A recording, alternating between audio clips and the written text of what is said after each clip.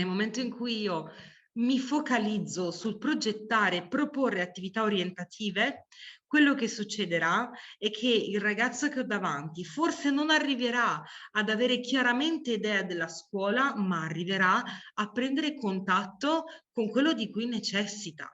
Per esempio, se io ho un ragazzo che vedo totalmente schivo, incapace di relazionarsi con l'adulto, proporre delle attività in cui lui fa questo tipo di apprendimento gli permette di andare via, di salutarvi con qualcosa in più.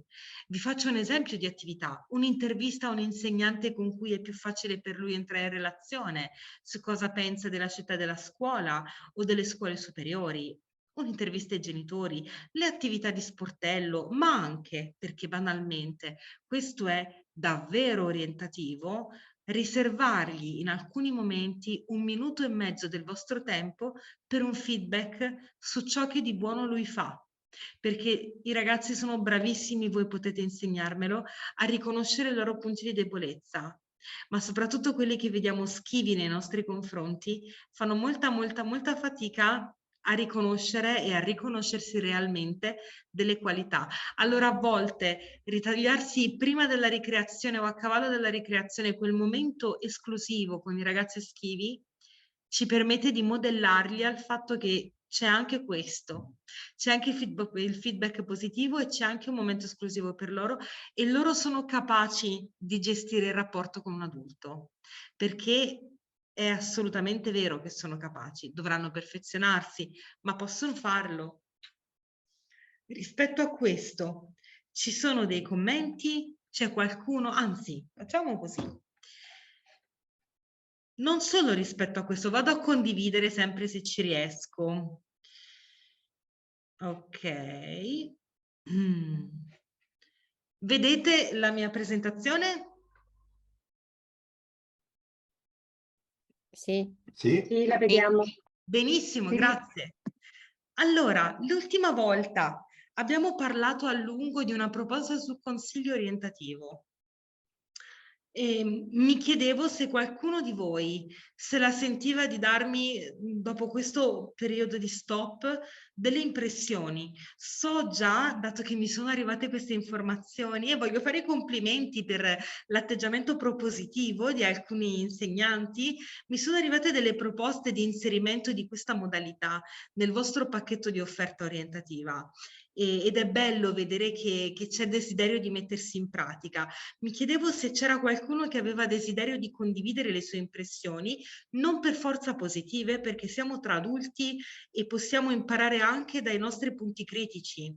Quindi accetterei tutto purché sia un feedback rispetto alla proposta di cui abbiamo parlato l'altra volta, del consiglio orientativo come strumento con cui i ragazzi hanno bisogno di apprendere a familiarizzare. Quindi non so se c'è qualcuno che vuole provare a dirmi qualcosa.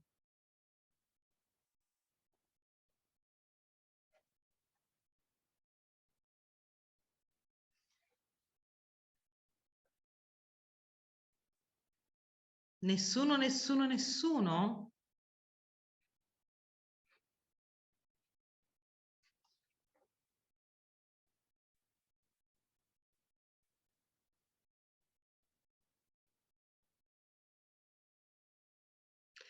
Prego, professoressa Peruk, giusto?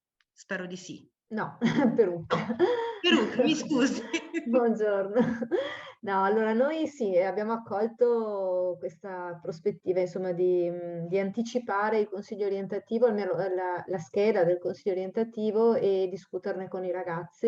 Ne abbiamo parlato anche a livello di consiglio di classe proprio l'altro giorno, e insomma anche gli altri insegnanti sono d'accordo in questa cosa, cioè nel provare, appunto, come diceva lei l'altra volta, mi è piaciuta molto l'espressione che ha usato, quella di abituarli a questo abito, come ai jeans nuovi, perché appunto si calino all'interno del consiglio orientativo e cerchino di comprendere quali sono innanzitutto le proprie competenze, su quali sono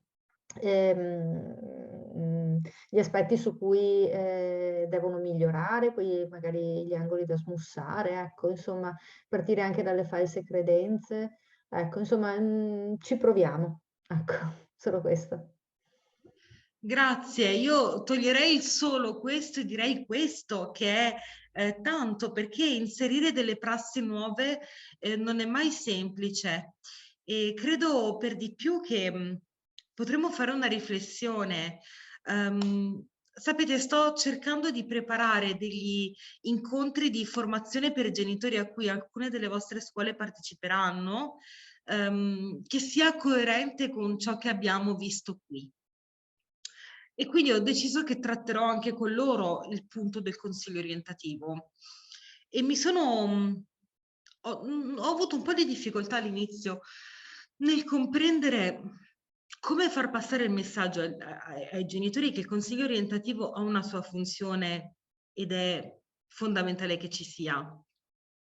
E poi mi sono resa conto che il punto è molto semplice. Noi accetteremo mai una scuola che non dà un ultimo saluto, un'ultima impressione, un feedback su quello che è stato il percorso? Come potremmo accettarlo? È fondamentale che un insegnante esprima la sua opinione, consapevoli ovviamente che noi parliamo di una fotografia. È chiaro che questa fotografia sarà sempre più messa a fuoco quanto più il ragazzo arricchirà, e quindi in questo senso va la mia proposta. Però è proprio, credo che sia fondamentale che se da una parte voi proviate a sperimentare un tipo di consiglio orientativo che vive lo studente e la famiglia come attivi, ma dall'altra parte c'è proprio bisogno che la famiglia inizi a valutare il consiglio orientativo per quello che è e per la sua utilità. Altrimenti ci troveremo sempre a correre su due strade che non sono neanche più parallele e si distanziano sempre di più. Grazie, grazie professoressa. C'era qualcun altro che voleva fare un commento, qualcosa che casomai avete ritenuto superfluo o particolarmente utile? Dubbi? Qualsiasi cosa, poi andiamo avanti, prometto, perché tanto avrete modo, vostro malgrado, di parlare molto oggi.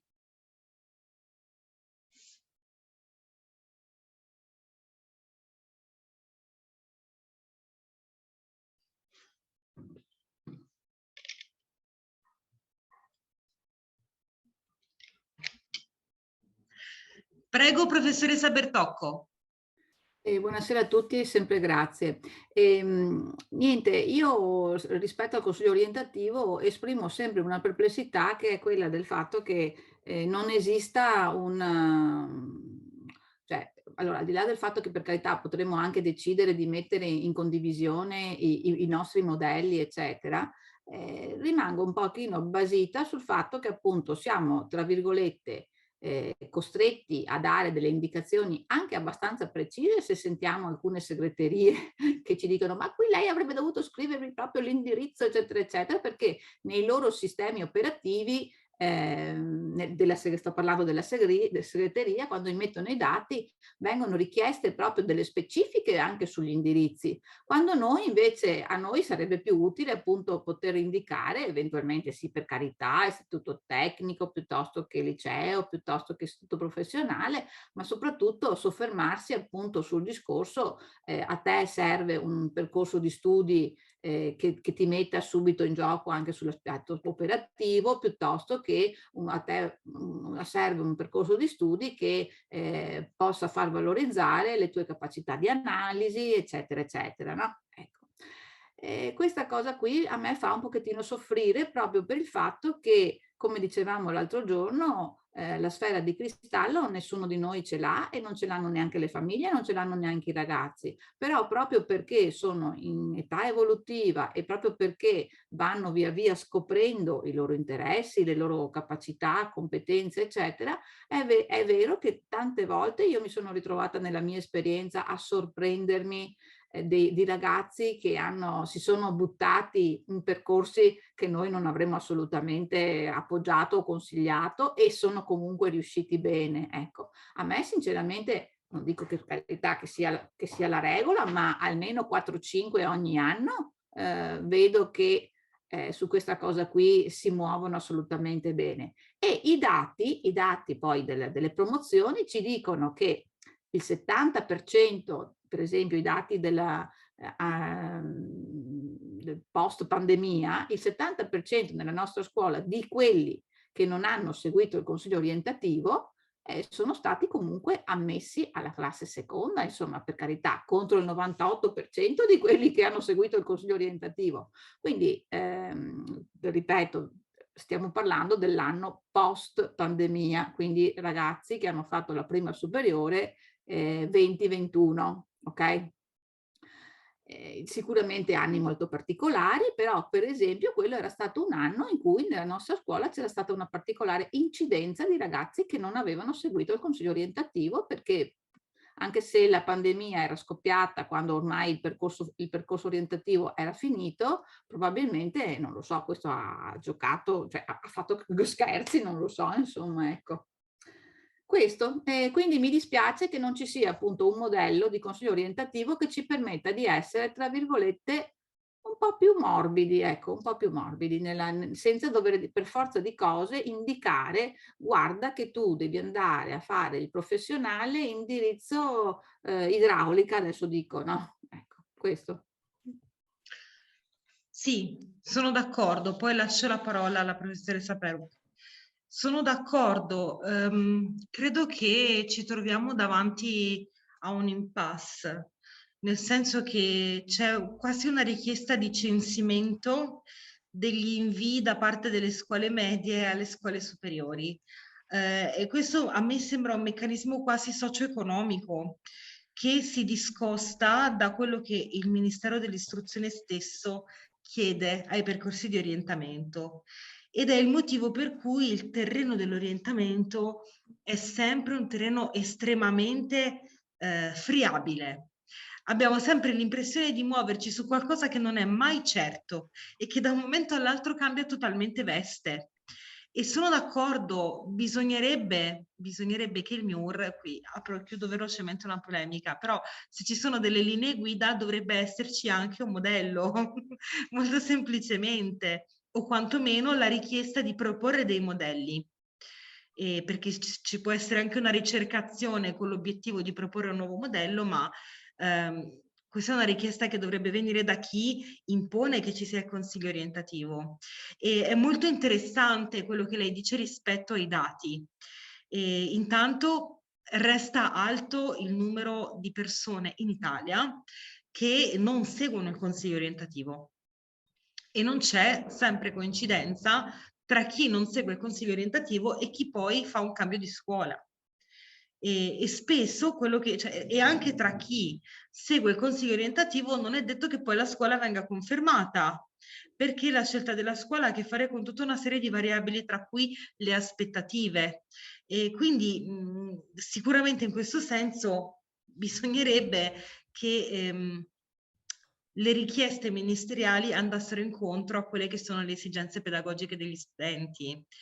Io penso che, se non altro, perdonate la vena polemica di oggi, ma credo che avere un biennio, soprattutto per gli istituti tecnici e professionali che hanno comunque un biennio comune, sia ancora troppo poco per permettere ai ragazzi di comprendere la scelta, perché la scelta della scuola non si basa solamente sul tipo di indirizzo o sul tipo di scuola, ha a che fare anche con un feeling, con un sentirsi a proprio agio dello studente, ha a che fare con una vision e una mission di quella scuola, perché le scuole ormai sono aziende e quindi promuovono e sponsorizzano anche individualmente alcune visioni del mondo piuttosto che altre. Detto questo, prego professoressa, a lei la parola.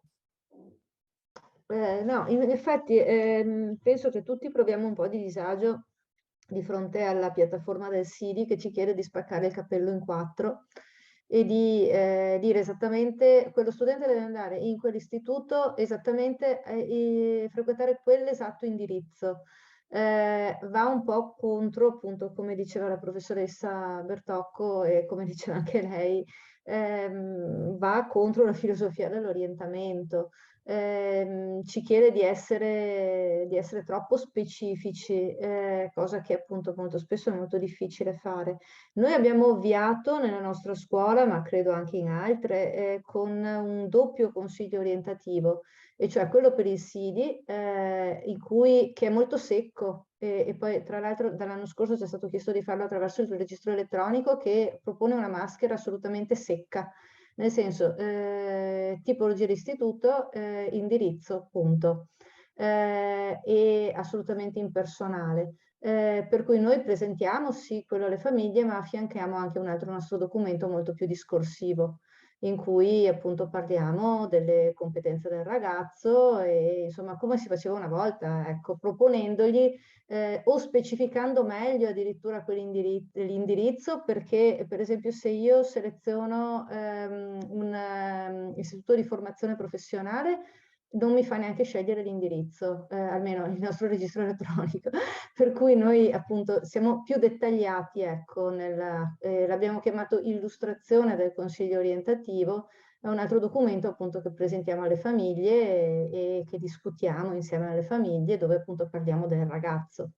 Ecco, dove presentiamo eventualmente anche delle altre opzioni. Che è una strategia, certamente, anche perché, e questo poi ci porta al punto, io non posso chiedere al genitore di accettare che io do un consiglio orientativo che non è una classificazione sociale e poi gli impongo una classificazione, cioè dobbiamo essere chiari su questo. Così come penso, ed è il motivo per cui noi continuiamo il nostro dialogo parlando di questo. Il primo strumento, perché l'obiettivo di oggi è iniziare a parlare di strumenti pratici, che ci piaccia oppure no, perché è faticoso, il primo strumento è la narrazione. Solo che la narrazione, quindi la costruzione di significati nella relazione, passa per tutti gli attori coinvolti. Allora, nel momento in cui io chiedo al ragazzo di iniziare a raccontarmi le sue riflessioni rispetto alla scelta della scuola, così che io possa aiutarlo ad integrare nelle informazioni che gli mancano attraverso domande che vadano a stimolare il suo interesse a ricercare delle informazioni più precise e a confrontarsi con le informazioni che trova, che è il passo successivo. Quello che succede è che nella narrazione io che sono l'adulto sono in gioco in prima persona, con il mio vissuto e il mio modo di concepire il mondo, che è sempre comunque soggettivo, perché quando noi parliamo di processi mentali, la parte oggettiva è solo nel come funziona l'elaborazione dell'informazione. Prendo lo stimolo, lo inserisco nella memoria e via dicendo, ma nella sua elaborazione esso diventa qualcosa di totalmente personale che ha a che fare con la nostra esperienza del mondo, immagazzinata nella nostra memoria. Inoltre, da quello che noi siamo e che noi riportiamo nella nostra fettina di narrazione, lo studente cosa fa? Assimila le informazioni, ma le accomoda e le riformula riorganizzandole nei suoi schemi mentali. Quindi il prodotto della narrazione non sarà né quello che ho detto io né quello che ha detto il ragazzo, ma sarà una sintesi personalizzata del ragazzo delle due cose insieme al modo in cui egli stesso elabora le informazioni.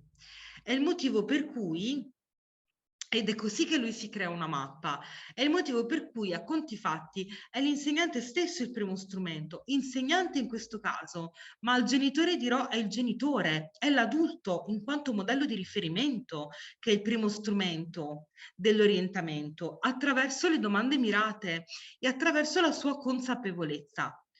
Perché, e questo non per discostarmi, io penso, apro e chiudo parentesi, che il problema pratico sia fondamentale, cioè a conti fatti io devo produrre il consiglio orientativo, devo mandarlo in una scuola, è importante che ci sia una coincidenza il più possibile semplice e intuitiva tra la scuola desiderata e quella segnalata e poi il ragazzo lì deve impegnarsi. Tuttavia, come ci siamo detti all'inizio, il problema di fondo è che spesso i ragazzi scelgono sulla base di informazioni che hanno a metà o con cui non si sono confrontati. Quindi sicuramente il nostro lavoro fino al momento della preiscrizione dei ragazzi a scuola è quello di aiutarli a creare consapevolezza e strumenti per non solo per cercare le informazioni, ma per analizzarle e per confrontarle con quello che loro sono e anche permettere poi di confrontare la conoscenza che si sono costruiti con gli adulti di riferimento. Questo è quello che noi facciamo con le attività di orientamento.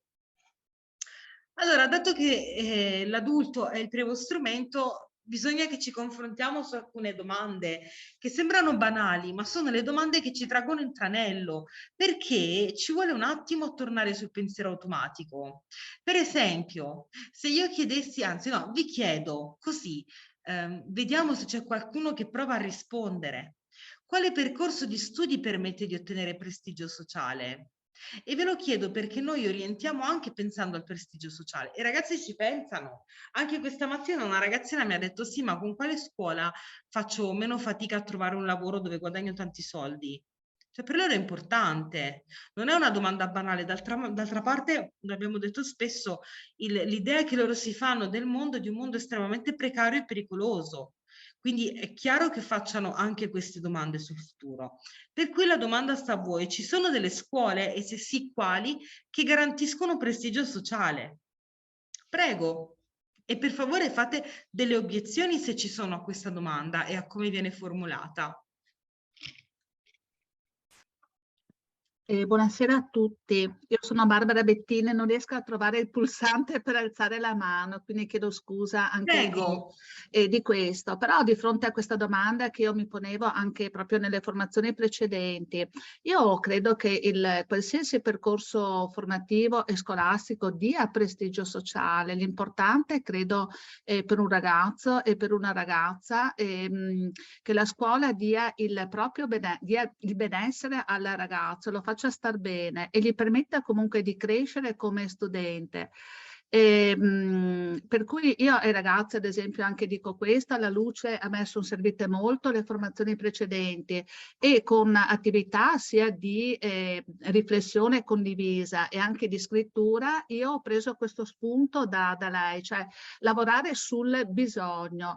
E io condivido pienamente quello che hanno detto le colleghe precedentemente, in cui importante è per i ragazzi scegliere una scuola, soprattutto magari per i ragazzi che momentaneamente in questa fotografia sono più fragili dal punto di vista scolastico, una scuola che permetta loro di crescere e magari anche di compiere, che ne so, fra 3, fra 5 anni, anche una scelta magari ulteriore di studio oppure di lavoro.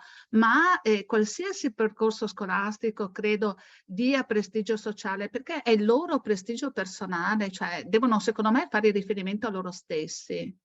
Nel senso che io sono dell'idea che, ad esempio, anche è ancora molto radicato il pregiudizio e che un centro di formazione professionale non sia di prestigio sociale, mentre magari un percorso liceale è di prestigio sociale. Però io posso scegliere un percorso liceale, però poi non avere il mio prestigio personale, perché non è la scuola tagliata su di me, mentre un centro di formazione professionale magari mi permette momentaneamente di crescere e poi anche ulteriormente, magari, che ne so, successivamente con il tempo di continuare gli studi. Questa è un pochino la mia idea. Grazie, sì, non avrei saputo dirlo meglio, nel senso che la concezione di prestigio sociale, la percezione di prestigio sociale è una devianza del pensiero. Cioè, quali sono i fattori che danno prestigio sociale? Il buon lessico, i modi eleganti, il portafogli, cioè cosa? Lavori dietro una scrivania, lavori di che tipo? Avere a che fare con le leggi, col corpo umano? Quali sono i lavori di prestigio sociale? E chi lo sa? Soprattutto, come dice lei, la scuola dà prestigio sociale perché forma, perché dà un'istruzione, perché permette di diventare cittadini, di essere attori partecipi della propria realtà. Ma non c'è non possiamo creare un nesso, anche perché se noi la pensiamo alla lontana, spero di non banalizzare, però se noi pensiamo allo stereotipo dei laureati oggi, è quello che lavorano da McDonald's. E quindi togliamo prestigio sociale. Eppure per le nostre generazioni, tutte, e continua a essere così, andare all'università e laurearsi dà prestigio sociale e dà più sbocchi. Chi lo sa? Non si sa, dipende dalle persone. Da questo punto di vista. Bene, grazie intanto. Rispetto a quello che lei diceva sugli SFP, anche lì, perché noi non sappiamo bene cosa guardare. Noi siamo legati probabilmente ai nostri meccanismi di conoscenza, di esplorazione del mondo, e effettivamente noi veniamo da una cultura classica per cui studiare a lungo, avere molto tempo per formarsi è fondamentale, e continuiamo a credere che ci sia un nesso tra questo e ad esempio l'intelligenza. E quindi quando poi andiamo a giudicare i ragazzi, quando i ragazzi si confrontano tra di loro, vanno nel giudizio e allora si chiedono, fanno un pensiero diretto, creano una connessione diretta tra anni di studio e intelligenza, intelligenza e prestigio sociale. Noi come adulti sappiamo razionalmente che non è così, ma nel momento, nel pensiero a caldo, come diceva il caro Gardner, che ha fatto proprio uno studio sulle misconcezioni infantili, nelle discussioni a caldo noi, se non siamo abituati a porre attenzione ai nostri processi interni, rispondiamo con il pensiero arcaico, quello intuitivo, quello che ci siamo costruiti quando la nostra mente non aveva ancora acquisito la competenza logico-formale. Ecco perché facciamo questo lavoro oggi, per permettervi di essere esperti dei vostri pensieri, perché i vostri pensieri poi vengono in qualche modo intercettati dagli studenti, ma anche dalle famiglie. E allora per le famiglie è estremamente istruttivo trovare un insegnante che a un certo punto fa una specifica e dice: guardi che non capisco come mai lei mi sta parlando di futuro, di intelligenza, quando io le sto parlando di propensione o di interesse. E allora questo in qualche modo inizia a spiazzare, ci vuole sempre un po', non ci dobbiamo mai aspettare delle cose che arrivano nell'immediato, i cambiamenti non sono immediati, i ragazzi, i genitori ci mettono un po', ci mettiamo noi parecchio tempo. Andiamo alla seconda domanda, grazie professoressa Bettini intanto. Quali fattori sono predittivi del futuro successo scolastico? Ci sono dei fattori che predicono il futuro successo scolastico? Dal vostro punto di vista, come insegnanti e come persone? A voi la parola.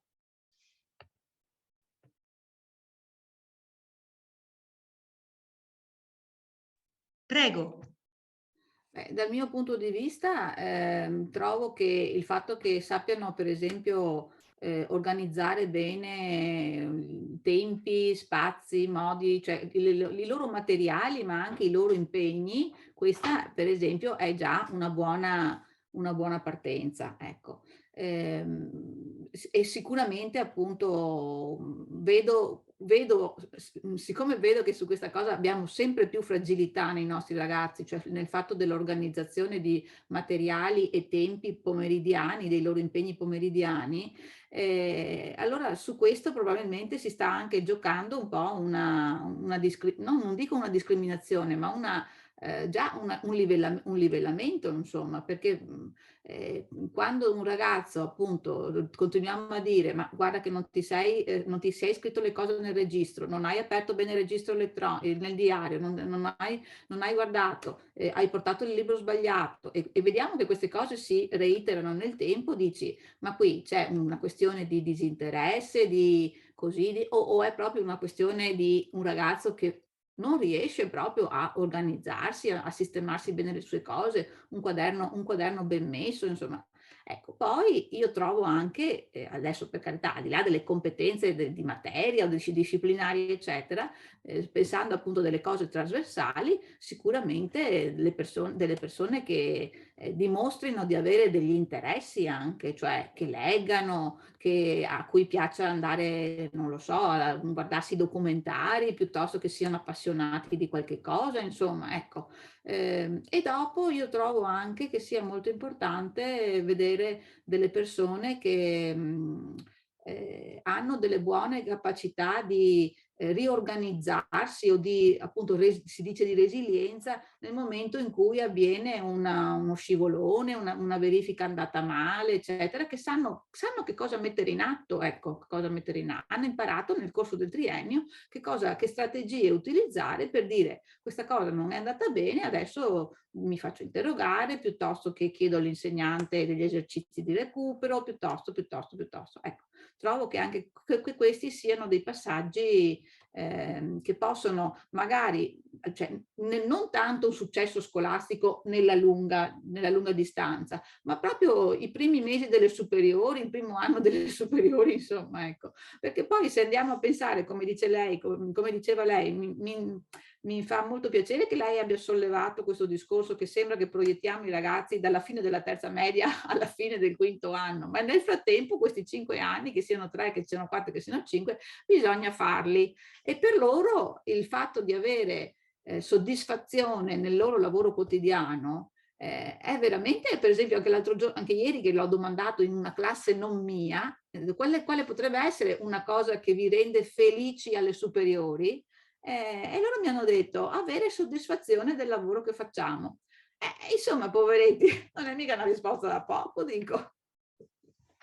Basta.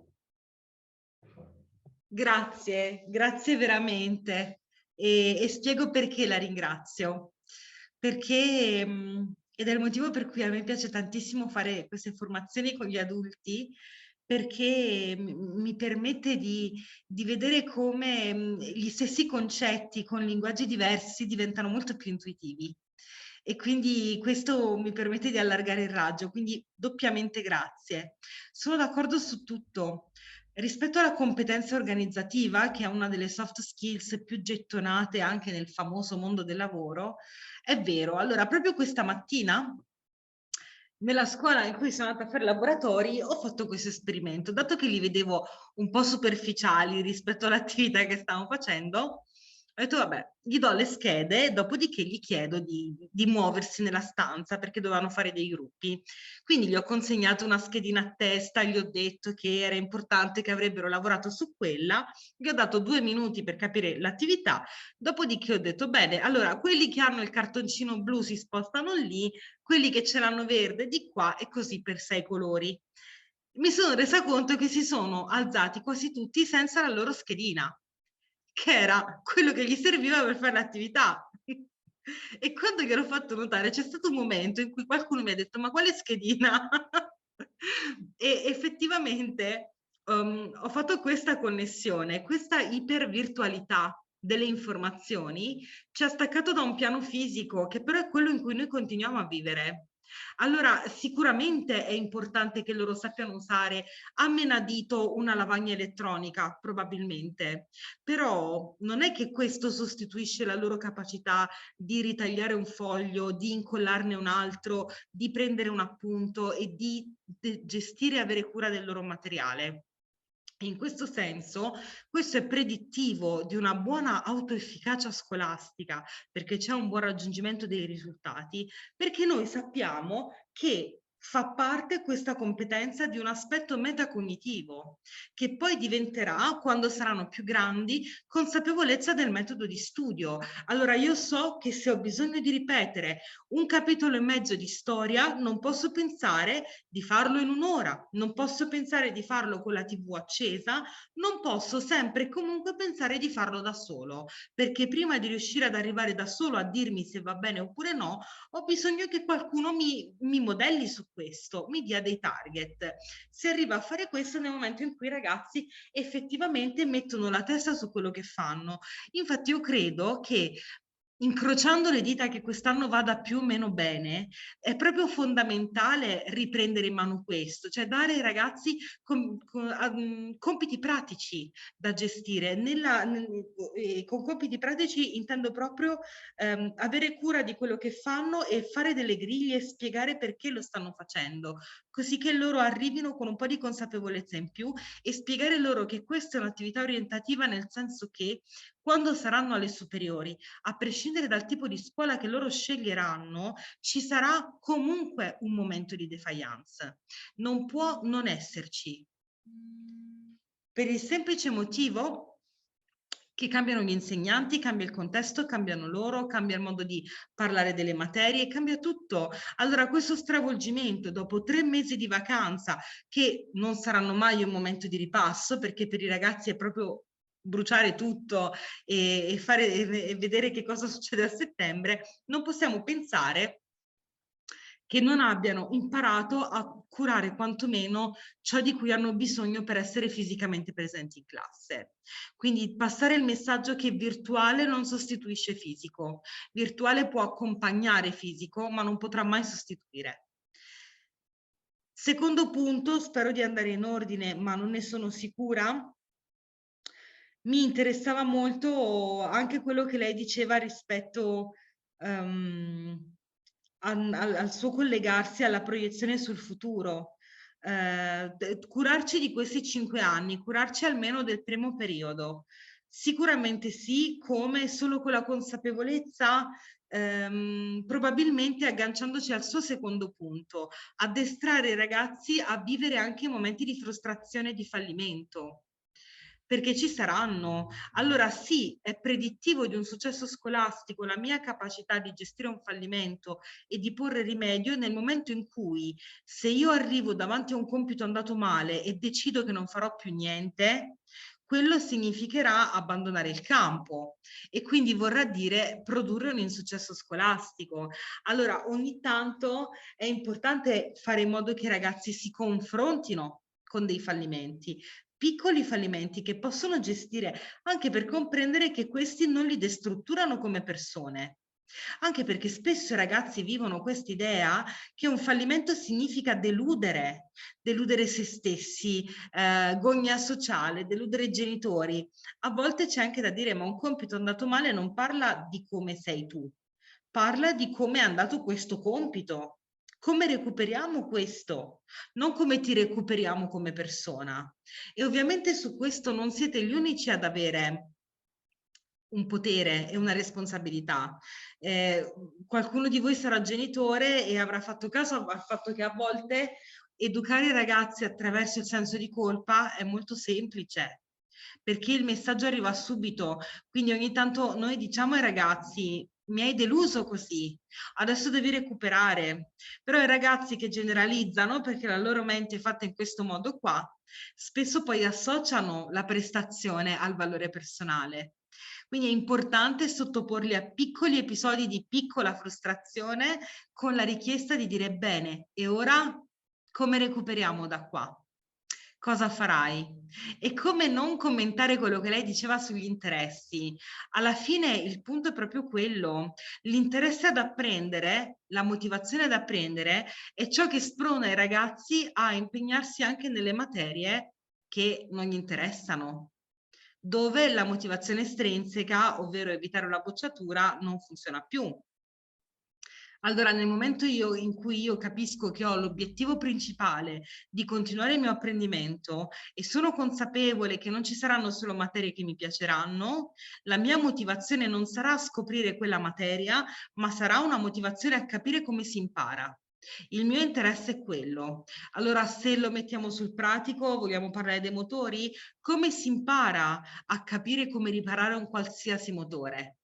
Come si impara a capire come progettare in qualsiasi officina un percorso di ampliamento e miglioramento? Come si impara a gestire un'attività di qualsiasi tipo in un contesto relazionale in cui ci sono 5 figure differenti, ognuna normata da codici penali e civili diversi?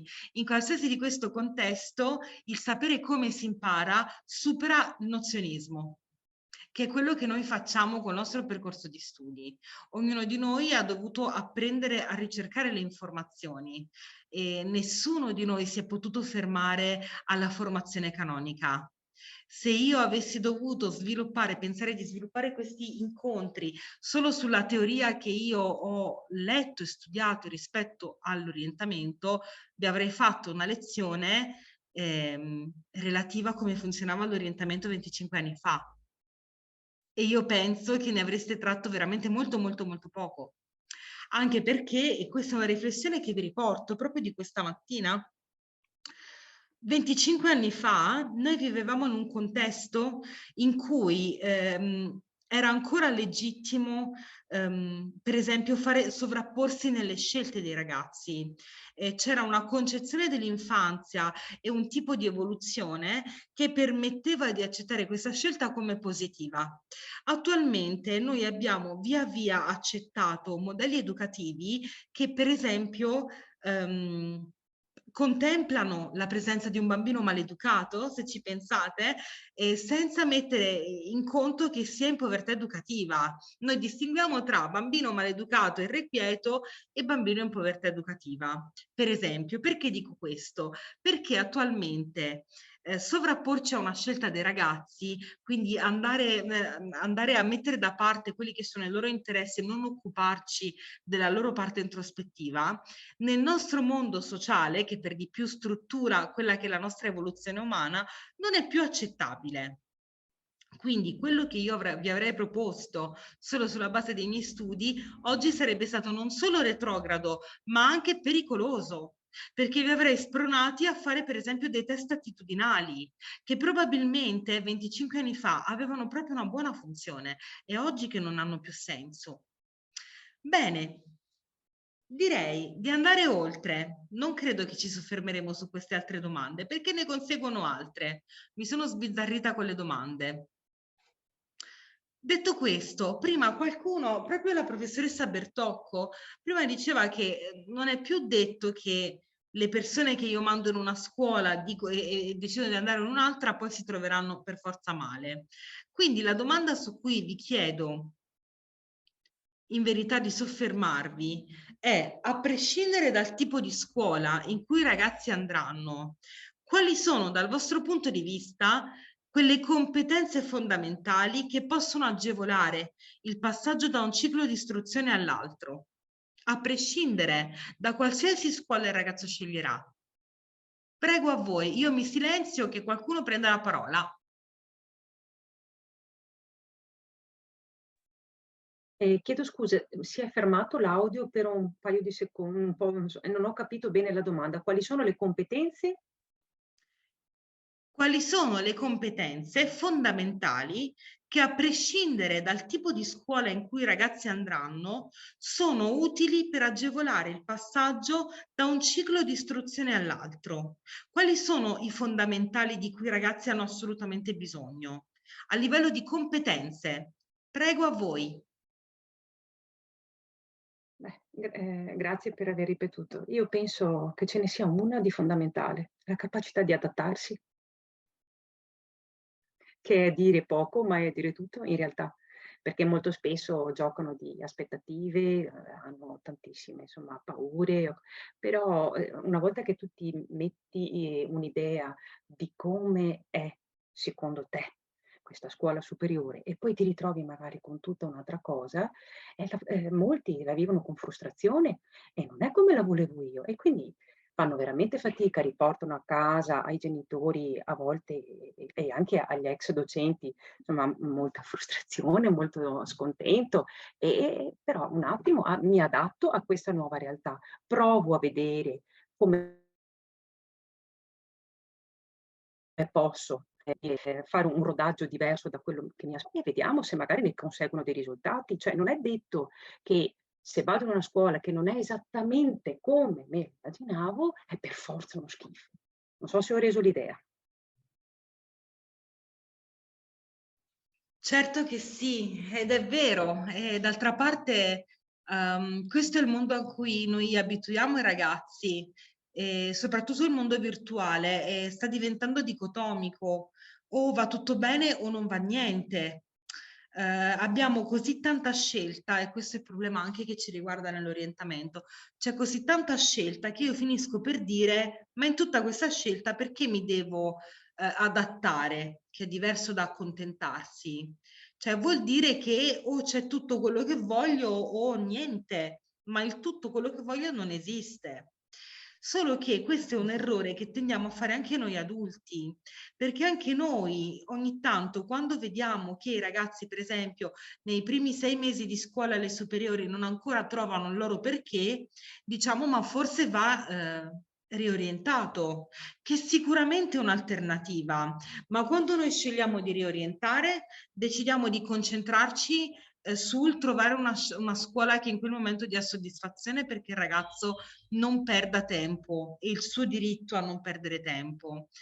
Quando decidiamo di puntare sul ragazzo dicendogli bene, però questa è la tua scelta e prima di decidere di riorientarti, tu hai da provare a trovare il tuo perché, decidiamo di costringerlo comunque in una situazione sgradevole, ma di aiutarlo a comprendere che comunque lui ha delle potenzialità. Quale delle due è giusta? Sinceramente non lo so. Ve lo dico schiettamente, a volte funziona meglio una, a volte meglio un'altra. Con dei ragazzi che si destrutturano facilmente, io non credo che tenerli in un contesto in cui continuano a prendere brutti voti e non vogliono andare più a scuola sia positivo, perché purtroppo i ragazzi questo malessere li esprimono. Lo esprimono per esempio con forme di autolesionismo, con l'abbandono scolastico, con comportamenti di devianza. Purtroppo ci sembra esagerato perché noi siamo cresciuti credendo che questi fossero comportamenti rarissimi, ma in verità sono frequenti perché non c'è un'alfabetizzazione all'introietto, a parlare del nostro introietto, di come noi stiamo e ad affrontarlo. Però per altri ragazzi dove è facile il disinteresse ed è facile l'abbandono perché dicono ma tanto posso anche cambiare, io penso che ogni tanto dire no, prima di cambiare tu vai via da questa scuola con la convinzione, con la consapevolezza che comunque tu queste cose puoi farle. E se cambi non è perché non sei capace, ma perché ti interessa altro. Ma allora fino all'ultimo giorno della tua presenza in questa scuola, noi proviamo, quando possibile, in accordo con i tuoi genitori, a darti questo tipo di insegnamento. E in questo noi ci allineiamo alle richieste del Ministero dell'Istruzione, quando dice che fino ai 18 anni la scuola ha valore pedagogico orientativo e non solo formativo. Io ti lascio quello di cui tu hai bisogno, sia in modo diretto che indiretto. Allora, quando io vedo ci sono quei ragazzi, ad esempio questa mattina sono entrata in una scuola, uno mi fa, ma io ho già scelto, così insomma ormai non ho problemi, non me lo pongo proprio questo problema, ho scelto quest'estate, quindi lui era in terza, quindi in seconda, fantastico. Un altro ragazzo mi ha guardato e ha detto, ma a me che importa, tanto io nella vita farò in modo di non lavorare, che mi interessa, mica è importante la scuola. E lì io mi sono chiesto, ok, quindi di che cosa c'è bisogno tu? Intanto di capire che serietà non vuol dire spavento, cioè che tu, spaventato perché questa è una cosa più grande di te, hai un minimo di possibilità di accettarla e di affrontarla. Non hai bisogno di svalutare questo evento per poterci stare dentro, ma capisco che lo svaluti. Ora è chiaro, io mi rendo conto che quando dico queste cose con la mia formazione psicoterapeutica è come se io parlassi di qualcosa di semplicissimo che può non esserlo, è parte della mia formazione fare un'analisi dei bisogni. Tuttavia nelle vostre competenze pedagogiche, anche a livello intuitivo c'è questo e io sono sicura che voi ogni tanto quando vi confrontate nei consigli di classe queste domande ve le fate, cioè quando avete quei ragazzi che questo no e questo no e questo no, voi vi chiedete ma quindi che cosa sta a fare questo ragazzo qua? Che cosa gli lasciamo? E questa è un'analisi dei bisogni. C'è qualcun altro che vuole rispondere alla domanda numero 1? Prego, professoressa Marchetti, dica pure. E poi c'è secondo me anche un altro fattore, e oltre a quello, la capacità di adattarsi, c'è poi un'altra competenza che secondo me, forse un po' per l'età, forse anche per il momento storico che stiamo vivendo, è un po' difficile da ritrovare in alcuni ragazzini, che è la capacità di valutare senza essere influenzati troppo dal giudizio degli altri. Perché io vedo ragazzini che veramente si trovano alla fine del loro percorso, scuola secondaria di primo grado, io vado a fare la scuola che fa lei perché non voglio fare insomma un salto da sola. Voglio fare la scuola perché mi ha detto mia mamma che, mi ha detto papà che, mi ha detto il nonno che. Sì, ma tu che cosa vuoi? Anche questa è una competenza che dobbiamo cercare di sviluppare nei nostri ragazzi. Cioè, al di là delle aspettative che gli altri hanno su di te, soprattutto parentali, ok? Ma anche magari di confronto con gli altri, tu che cosa vuoi? E veramente questa, secondo me, è una competenza molto importante su cui lavorare in uscita da una scuola secondaria di primo grado. Qui lei apre veramente un argomento che io sento fortissimo. Il punto è naturale avere paura di trovarsi soli. È naturale credere a 13 anni, 14 anni di non avere le risorse per fare una scelta che rispecchi le nostre capacità. È anche naturale credere che se qualcun altro sceglierà per noi, non saremo noi a deluderlo se andrà male. E quindi io penso che a 14 anni noi abbiamo come adulti da mettere in conto che questo accade. Il punto è permettere ai ragazzi di essere schietti e chiari su questo. E che quello che ho fatto io adesso con lei è naturale avere paura, però tu puoi anche andare nella scuola del tuo migliore amico, ma devi conoscerla. E allora va benissimo, ma ti metti su questo piano di studi e provi a dirmi cosa capisci, cosa no. Ci mettiamo qui e capiamo tra queste materie di indirizzo, che ti spiego cos'è una materia di indirizzo perché fanno ancora fatica, mi dici quale ti accattiva un po' di più. E allora vediamo con quale dei nostri insegnanti che ti seguono in questo percorso tu puoi trattare un argomento che vedi simile a questo. In questo modo, ok, quindi chi avrà scelto? Avrà scelto l'amico o tu accodandoti avrai comunque dovuto lavorare su quello che vuoi? Il punto è essere chiari e consapevoli. Noi come adulti, come dicevo in premessa, facciamo un po' di fatica ad essere chiari con i ragazzi perché disilludere la linearità del mondo e la semplicità del mondo è una responsabilità troppo grande. E io su questo sono d'accordo. Io devo dire questa mattina sempre per me è stata proprio davvero forte l'esperienza di oggi. A un certo punto una ragazza mi ha detto: ma io ho proprio paura che vado alle superiori e scopro che non sono così brava come sono qua. E non mi ci voglio, questo lo aggiungo io, con questa paura qua io non mi ci voglio confrontare. Direi che è una riflessione arguta. Sappiamo tutti che ci sarà un cambiamento e che quello che sono oggi non è detto che sarò domani, anche perché noi siamo in continua evoluzione. Figuriamoci loro che sono ancora nella curva dell'apprendimento e nella fase della crescita, cambiano in continuazione. Bene, grazie veramente per questi spunti. E quindi vi chiedo di prendervi un momento e provare a rispondere all'ultima domanda con un input per qualcuno che vorrà farsi avanti. Quali domande e ipotesi allora ci possono guidare nel consigliare una scuola superiore a un ragazzo? Se vi viene in mente qualcosa, e accetto qualsiasi tipo di idea perché ci permette di familiarizzare con quella che è la nostra funzione strumentale orientativa, quella dentro ognuno di noi. Quindi prego a voi per chi se la sente.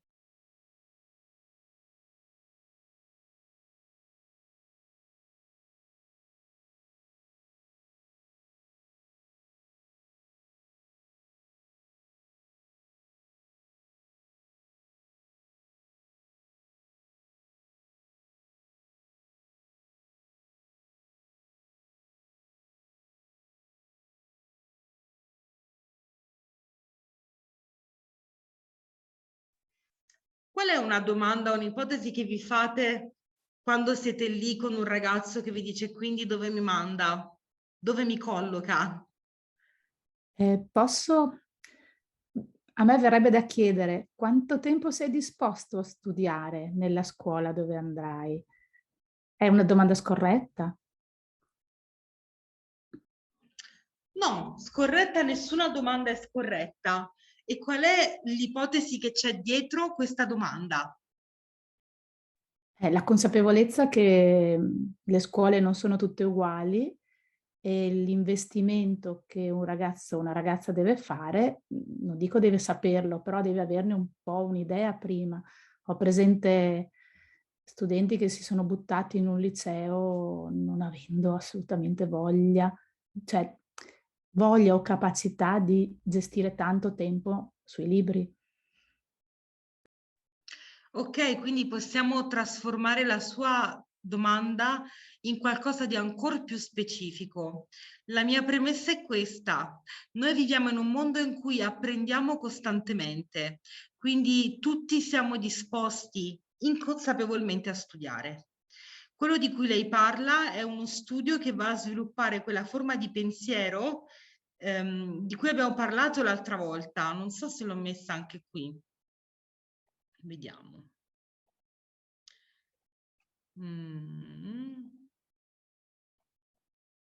Sì, eccola qua. Noi parliamo di quel pensiero che è principalmente analitico, quel pensiero legato al giudicare, valutare, scomporre, fare confronti, leggere, rilevare le criticità, esaminare in modo dettagliato e apprendere in modo mnemonico. Principalmente a questa, perché fondamentalmente io ho personalmente conosciuto degli studenti che in un professionale, ad esempio alberghiero, mi hanno detto: se sapevo che dovevo cimentarmi praticamente nella conoscenza di 2 o 3 lingue, non venivo qua. E noi abbiamo l'idea che studiano meno o studiano diversamente. Allora, quanto sei disposto a puntare su questo tipo di pensiero? Sì, non è che mi scusi, non è che chi va al liceo classico deve studiare 5 ore, chi va in una professionale, cioè quanto tempo sono disposto del mio a investire nella scuola. Poi dopo ragioniamo su quale scuola, ma secondo me questo è un dato di partenza. Sì, sono d'accordo, ma credo che con i ragazzi è importante avere specificità. Cioè, quando io dico quanto sei disposto a studiare o ad imparare, devo anche avere in mente che cosa gli sto trasmettendo, perché a seconda delle scuole, casomai cala il numero di ore di attività di studio frontale o attività di studio carta matita o su libri di una certa complessità, ma aumenta un tipo di apprendimento che è per esempio un apprendimento di tipo creativo o pratico, dove c'è da mettere anche in gioco la propria competenza progettuale.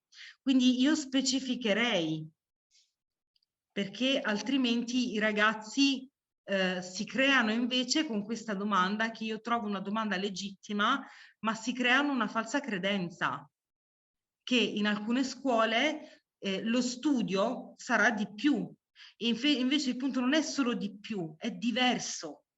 È proprio diverso. Non tutti i ragazzi, per esempio, alle scuole medie non hanno alba di cosa significa studiare con un'attività pratica.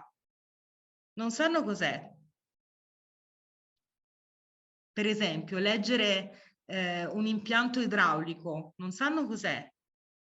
E da quello fare una miniatura. Come possono saperlo? Eppure quello è studio, ed è uno studio che di sicuro non troveranno in un liceo, forse neanche in un tecnico, ma che in un SFP deve essere il loro pane quotidiano, e in un professionale anche. Quindi direi che la domanda è legittima, ma con delle specifiche. Grazie intanto. C'è qualcun altro? Scusi, anch'io non riesco ad alzare la mano, intervengo così. Sì, appunto, la domanda potrebbe eventualmente essere riformulata o è troppo vaga se chiediamo a un ragazzo in che modo hai capito che studi meglio, cioè come ti sembra di imparare, di aver scoperto di saper imparare meglio. In questi 3 anni ti sei accorto qual è il metodo migliore per te per imparare, per apprendere, per conoscere, per riuscire meglio nell'apprendimento? Non so se sia troppo... Cioè, quindi intendendo che ci sono tanti modi per imparare e quindi tanti modi per studiare. L'ipotesi e la domanda è interessante.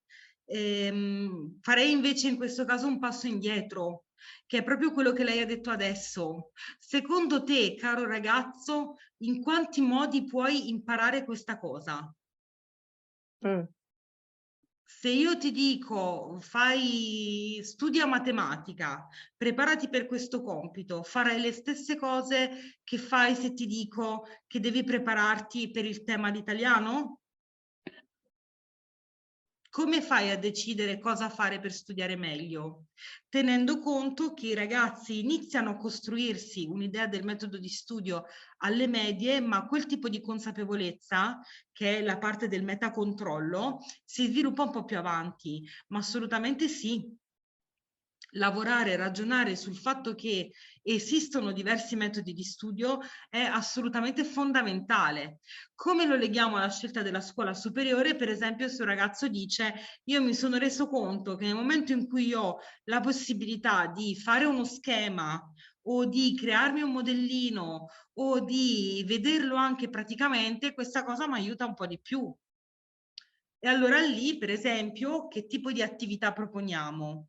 Proponiamo delle attività come mini stage, per esempio, dove i ragazzi possono cimentarsi quando non hanno proprio capito che ci sono modi diversi per studiare, permettergli di fare un paio di esperienze in scuole molto diverse, li aiuta a farsi delle idee chiare.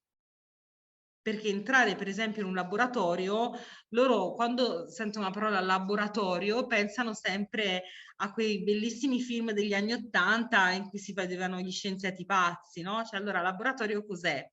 Non è che è proprio intuitivo dire laboratorio è la ricreazione, la riproduzione di un ambiente per come lo trovate nel lavoro. In alcune realtà è così. E poi dobbiamo anche un po' lavorare e ragionare su questa cosa delle attività pratiche / teoriche, cioè qualsiasi attività di apprendimento ha una parte applicativa che in se stessa è pratica. Quando al liceo chiedono di fare una traduzione o di fare una produzione letteraria, quello è alla fine un esercizio di pratica, ma è diverso da un'attività di laboratorio. Nell'attività di laboratorio io uso delle competenze diverse, non è detto che io sviluppo delle manualità. Anche perché è il caso di dirlo, cioè se io ho dei ragazzi che non sanno neanche ritagliare dentro i bordi, li posso mai mandare a lavorare con degli attrezzi di precisione? Quindi c'è anche questo da fare. Il problema è che questo ci mette in tranello perché andiamo a rievocare il nostro pensiero che ci sono scuole di serie A e scuole di serie B, perché alcune cose sono più semplici di altre. E quindi è interessante però ad esempio dire ai ragazzi alcune cose, per esempio guarda, se dato che la mia esperienza scolastica è stata questa, il mio percorso è stato questo, io non posso dirti con esattezza che cosa significa stare in una scuola così diversa, allora lo dobbiamo scoprire insieme. Quindi che domande facciamo al professore che viene a spiegarci com'è quella scuola? Che cosa vuoi vedere quando andiamo a fare l'esperienza di mini stage? Perché far capire ai ragazzi che voi non siete dei tuttologi è dargli una realtà e modellarli a questo. Io non devo sapere tutto, nessuno può sapere tutto, ma posso essere schietto su questo e parlare bene della mia esperienza. È il motivo per cui io raramente faccio esempi differenti, soprattutto contenutistici, su università che non ho conosciuto, perché inventerei. E nel momento in cui invento, che tipo di formazione faccio? Di aria fritta. Allora, la verità è che io ho appreso cos'è un apprendimento nella pratica, nell'attività di laboratorio, principalmente osservando i ragazzi. Ad esempio, mi viene sempre in mente questo ragazzo che io facevo un'ora di sorveglianza, non di supplenza, come tutor in una classe di ristoratori e vedevo questo ragazzo con sta matita che faceva cerchi, faceva proporzioni e prendeva la calcolatrice mentre si stava organizzando perché aveva il compito l'ora dopo. A un certo punto ho detto, senti, ma toglimi una curiosità, ma che avete da fare dopo? Vedevo tutti questi impazziti di calcolatrici. E mi fanno, ma come, che cosa abbiamo? Abbiamo questo compito di preparazione e allestimento sala. Ed erano tutti preoccupati, diceva, che cosa vi serve la calcolatrice? E uno mi guarda e fa, ma secondo lei, se non conosce le proporzioni, come lo fa un buffet? Ed è stato esplicativo, cioè lavorare e apprendere nella pratica significa avere dei fondamenti di teoria e saperli applicare meccanicamente, ma con coscienza, a un problema pratico. Siamo sicuri che sempre così più semplice è diverso, non è più semplice, è diverso. E allora credo che parlare di diversità con i ragazzi sia un buon modellamento a come funziona il mondo.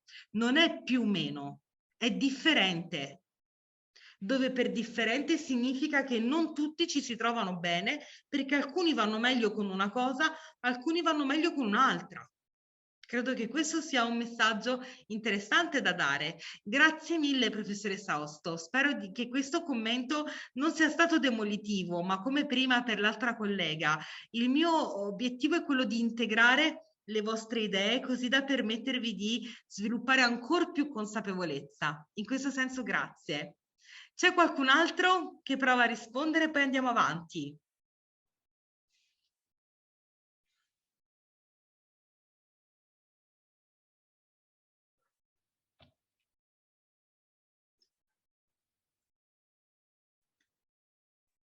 Mi viene da dire anche, specialmente per i ragazzi che sono più, per i ragazzi e per le ragazze che sono più fragili o comunque con genitori o con familiari più distanti, tra virgolette, che si occupano meno, per esempio banalmente anche se si è preoccupato di dove sarà la scuola superiore, di come la raggiungerà, cioè le tempistiche e le modalità di spostamento, di trasporto per alcuni non sono così ininfluenti, insomma, e soprattutto abituati magari in scuole tra virgolette di paese dove vanno a scuola a piedi piuttosto che a scuola in bicicletta, poi proiettarsi verso un ambito territoriale più ampio dove appunto bisogna organizzarsi il treno piuttosto che il pullman, piuttosto che l'abbonamento, piuttosto che... Ecco che allora sì, anche questo può essere una cosa sulle quali farli riflettere, ecco, perché anche il fatto di dire, beh, nel pomeriggio finisci, anche per fargli pensare per esempio agli orari della scuola superiore, cioè dire, guarda, tu alle 3 finisci la tua settima ora, la tua sesta ora, ora che sei a casa, che ore saranno? Ecco. Così. E dopo su un altro piano, per un'altra tipologia di alunni, o comunque anche per questi, per esempio, se hanno pensato come conciliare magari i loro impegni sportivi, se sappiamo che hanno impegni sportivi, rispetto a quello che sarà magari appunto un impegno scolastico diverso appunto e che pertanto potrebbe anche andare a interferire su quelli che sono i loro programmi di piccoli campioncini, insomma, non lo so. Assolutamente sì, certo che sì, competenza pratica e gestionale del tempo e dello spazio. Allora vi racconto questa. Qualche anno fa ho organizzato delle attività di visita delle scuole per dei ragazzi di prima media e abbiamo avuto questo pullman che li prendeva alla fermata del pullman di un paese e faceva la linea che li portava nella più vicina cittadella scolastica, dopodiché arrivava a un'altra scuola un po' più lontana dalla cittadella ma anche era gettonata e poi ancora in un'altra scuola che era sempre nella stessa zona geografica ma distante, con l'obiettivo di cronometrare e di capire qual era il percorso, proprio simulando quelle che sono le tappe degli autobus della zona. E molti erano parecchio sfiduciati perché credevano che le scuole fossero tutte in un punto, per esempio. Quindi, ad esempio, in prima e seconda media le attività di familiarizzazione con il territorio sono fondamentali. Come è fondamentale apprendere a visionare le proprie attività quotidiane. Ogni tanto noi diamo ai ragazzi una griglia con un disco orario da colorare con colori diversi per familiarizzare con i propri impegni personali e vedere in che modo conciliare i tempi. E questo effettivamente è utile perché i ragazzi si abituano all'idea che devono responsabilizzarsi. Ricordo sempre un ragazzo che faceva il conservatorio a Venezia e lui viveva in un paesino nelle zone limitrofe, che voleva fare una scuola e mi ha detto: io preferisco svegliarmi così presto per andare a Venezia perché per me è fondamentale avere una scuola vicino al conservatorio, perché io devo continuare a suonare e questo per me è fondamentale. Lui aveva lavorato proprio su questo. Molto bene, molto molto bene, grazie. Quindi sinteticamente, quando voi come strumenti siete in campo, da cosa siete guidati? Lo abbiamo detto fino ad ora, intanto le vostre teorie ingenue che sono quelle arcaiche che tornano nel vostro pensiero appena abbassate un po' la guardia. sicuramente dalla vostra storia personale, da quello che è stato utile per voi e su cui dovete avere una consapevolezza forte. La consapevolezza è che quello che è stato buono per voi non rappresenta le risorse realistiche ed effettive dei vostri studenti e voi dovete sempre farvi questa domanda: parlare della mia esperienza lo aiuta o lo devia? Perché io sono io e ho avuto questa realtà. Non è detto che lui sia in grado di gestire lo stesso tipo di realtà e di impegno. Poi, ahimè, siete guidati dalle vostre aspettative sui ragazzi e dalle vostre intuizioni. Quindi l'effetto Pigmalione, l'idea che noi ci facciamo condiziona la riuscita effettiva dei ragazzi. Vorrei tanto che non fosse così, ma è così sia in bene che in male. Noi possiamo usare l'effetto Pigmalione come strumento positivo, scegliendo, quando conosciamo una nuova classe, di trovare per ognuno un qualcosa che dal nostro punto di vista li renderà vincenti. E quindi dire: bene, io ho una nuova prima, fammi pensare, allora mi prendo questo mese per capire dov'è che secondo me loro saranno eccezionali. E vedrete che molto probabilmente in quelle cose, anche in qualcosa di vicino, i ragazzi saranno davvero eccezionali, perché soprattutto nell'infanzia e nell'adolescenza i messaggi non verbali e taciti funzionano molto più a livello di percezione viscerale dei messaggi verbali. Parlo qui anche del naturale bisogno di non sentirci minacciati nella nostra professionalità. Purtroppo i ragazzi escono sia con quello che hanno voluto apprendere, ma anche, per deviazione del nostro pensiero, con quello che noi gli abbiamo dato. Quindi a volte ci capita di sostituire il nostro bisogno di aver fatto il meglio con l'aspettativa che noi abbiamo su quel ragazzo. È fondamentale ricordarci questo, nessuno di noi è immune da questo.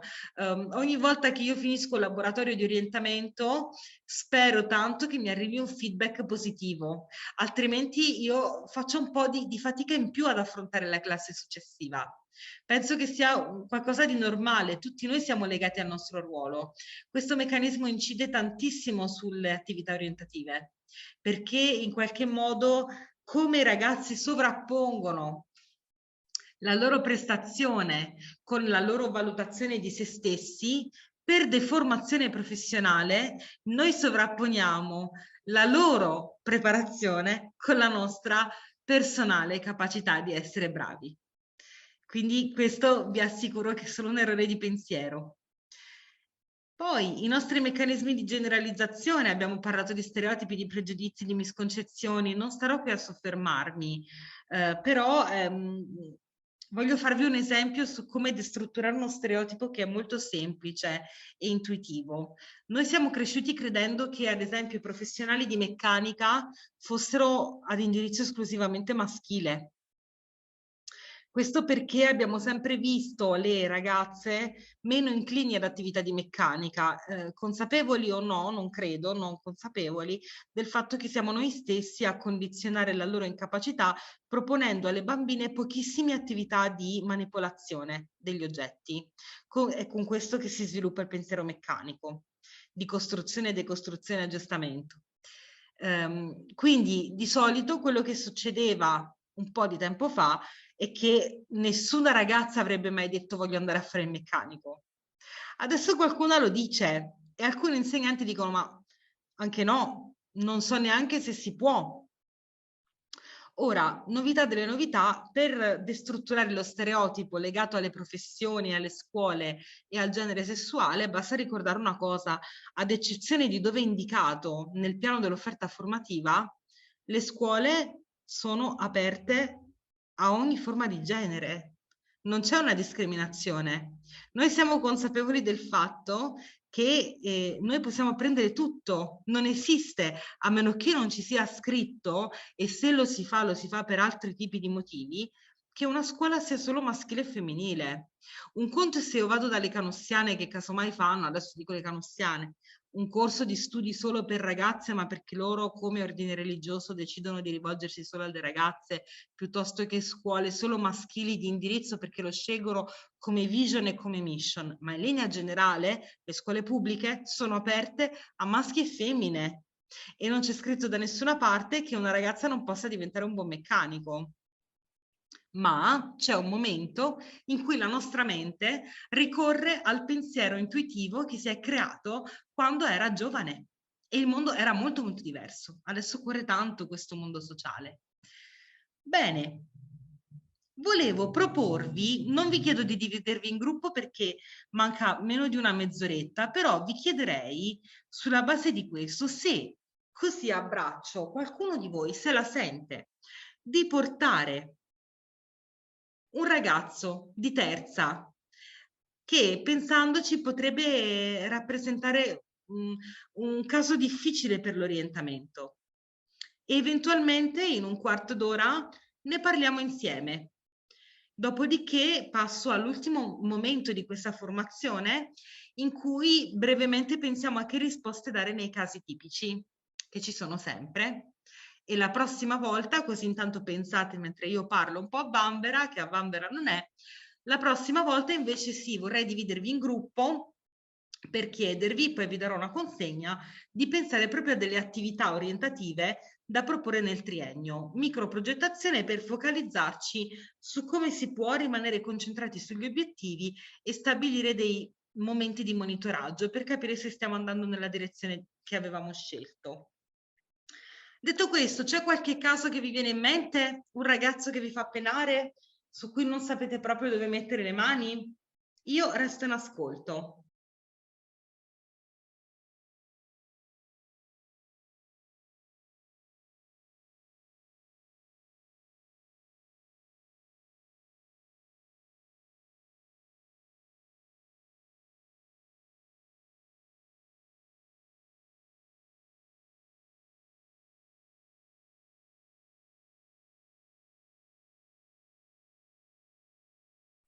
Ovviamente rispettiamo la privacy, non facciamo nomi, non vi chiedo in che scuola, non vi chiedo niente, ma se c'è qualcosa proviamo a darci una metodologia, serve a questo fare un'analisi di caso, ci diamo un modo per procedere nel proporre attività di orientamento.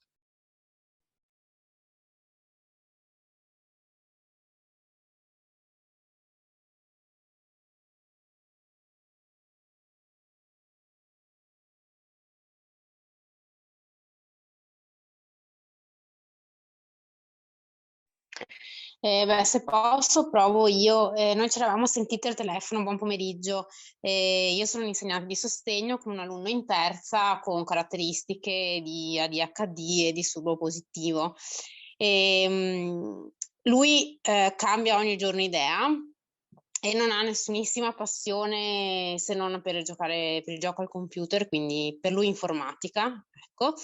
E quindi adesso stiamo facendo un lavoro con la collega di lettere che è presente anche lei, però sì, ci troviamo un po' entrambe spiazzate anche insomma con tutta l'equipe con cui stiamo lavorando, perché veramente facciamo fatica a provare anche con lui, anche perché i suoi tempi di attenzione sono molto brevi e quindi a stare sul pensiero e a cercare di costruire insomma un percorso, anche perché questa cosa lui lo attiva molto dal punto di vista emotivo, ha molta ansia insomma attorno a questo tema, c'è molta ansia anche da parte dei familiari e quindi ovviamente lui adesso si sente carico di tutte le aspettative, come diceva lei prima, insomma anche la paura di deludere, di deludersi, di non sapere proprio che pesci pigliare. E quindi noi stiamo facendo dei piccoli lavori, mettiamo ogni giorno dei piccoli sassi, però insomma comunque ecco, è molto difficile, magari non so se tra i colleghi che sono online c'è qualcuno che ha già vissuto questa esperienza e sa può condividere insomma qualcosa, volentieri. Grazie. Intanto vi chiedo di pensare a come mai questo ragazzo che vive con questa emotività così strabordante, il momento della scelta, tutti i giorni ha un'idea su cosa farà. Che cosa sta tentando di fare con questo atteggiamento dal vostro punto di vista? E trovo interessante la richiesta della collega. C'è qualcuno che ha avuto casi simili e ci vuole riportare impressioni, modalità che ha utilizzato, anche il percepito interno di come se l'è vissuta, così che possiamo riflettere insieme?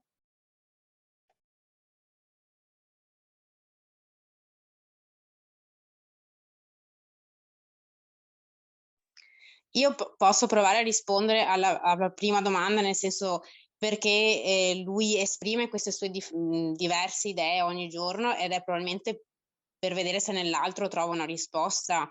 Nel senso, se qualcuno gli dice sì, questo fa per te, no, questo non fa per te, immagino possa essere questo un tentativo, però...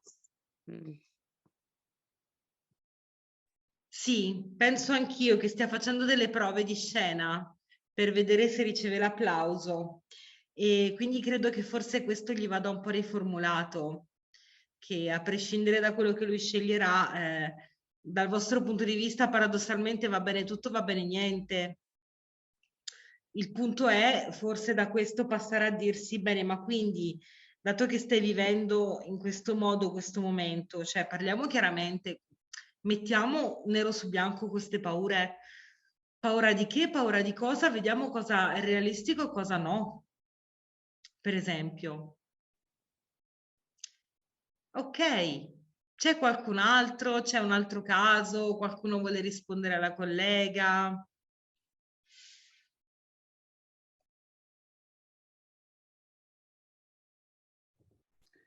Magari sono utili le carte a T di quelle che ci propongono nei corsi di cooperative learning, cioè cosa senti, cosa vedi, proprio per far fissare, diciamo, per ogni scuola o per ogni scelta che propone, provare a fissare queste cose, che allora diventano sia effettivamente ho sentito mia mamma dire questo, e invece cosa vedi tu, e fargli analizzare le diverse cose che sente e che vede. Mi viene da dire questo, però sì, immagino che non sia per niente semplice. Però è molto interessante. È molto interessante prendere uno strumento e renderlo utile alle nostre funzioni, ai nostri obiettivi. Mi piace molto questa idea. Forse non si può fare proprio con un'attività didattica strutturata, ma si può fare in 10 minuti, perché lui con questo ADHD sarà anche rapidissimo nelle sue intuizioni, e pian piano abituandolo anche al fatto che, beh, può anche ignorarlo, ma c'è anche un introietto, che gli piaccia oppure no. Bene, molto bene. Qualcos'altro?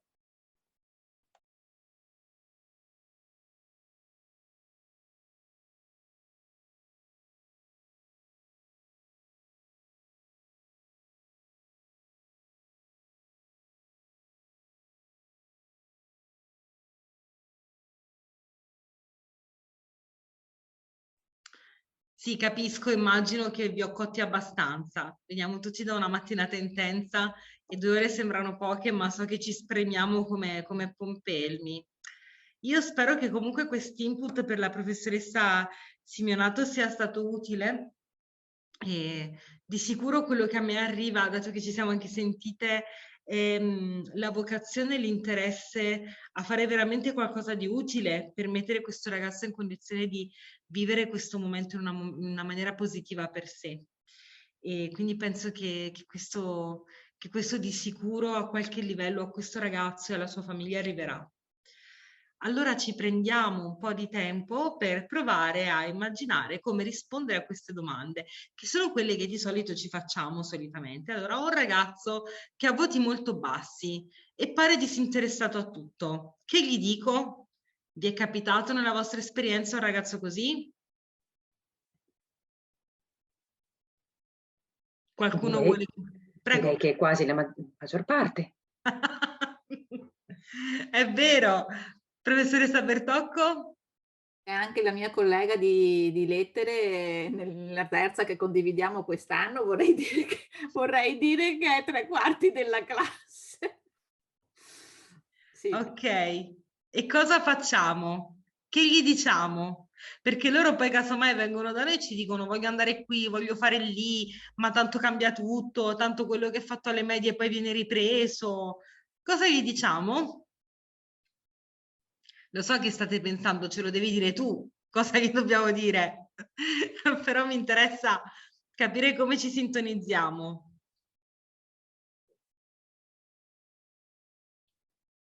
Inizio io. Allora, Prego. Io mi intrometto senza alzare la mano perché non so dove sia la mia Va mano, bene. che mi è stata amputata.